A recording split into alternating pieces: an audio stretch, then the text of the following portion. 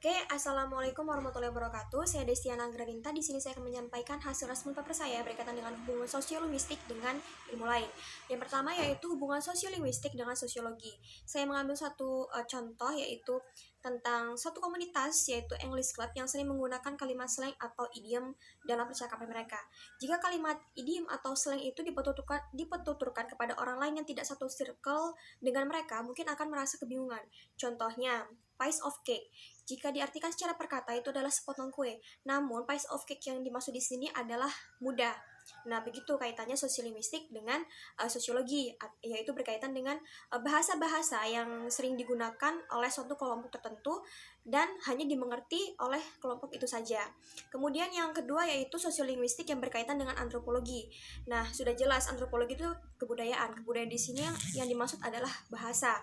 Jadi contohnya seperti pada bahasa Sunda yang sering menggunakan kalimat abah. Sedangkan kalimat abah sendiri adalah kata serapan yang berasal dari bahasa Arab. Nah, yaitu abu, abun, ya'bah, dan abah yang berarti ayah. Tapi dalam bahasa Sunda itu adalah penyebutan untuk seorang kakek. Nah, hal itu sudah ada dari zaman dahulu kala dan sudah turun-temurun sehingga sudah lazim digunakan.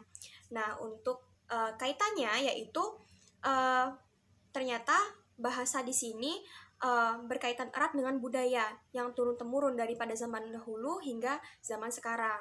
Begitu. Untuk selanjutnya yaitu sosiolinguistik yang berkaitan dengan psikologi. Yang pertama itu keadaan kejiwaan. Itu penting karena orang yang gangguan jiwa atau orang yang memiliki keterbelakangan mental itu cenderung memiliki bahasa yang tidak terstruktur atau asal-asalan. Seperti contohnya orang yang memiliki gangguan mental. Mereka terkadang tidak bisa menuturkan suatu kalimat, tetapi mereka menuturkan kalimat tersebut dengan bahasa isyarat. Nah, contoh yang lainnya yaitu ketika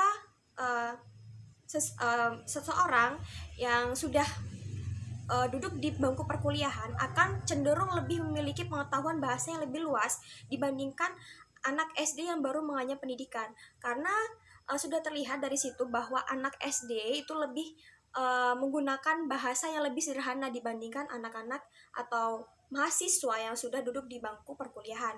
Karena cangkupan pengetahuan mereka pun lebih luas. Untuk yang terakhir yaitu kaitannya sosiolinguistik yang berkaitan dengan pragmatik, yaitu variasi bahasa yang saya ambil di sini. Kenapa saya ambil variasi bahasa? Karena di sini Indonesia yaitu Indonesia itu memiliki bahasa yang sangat banyak beragam. Ada 700, kurang lebih ada 700 bahasa. Dan itu salah satunya terjadi variasi bahasa. Kenapa terjadi variasi bahasa?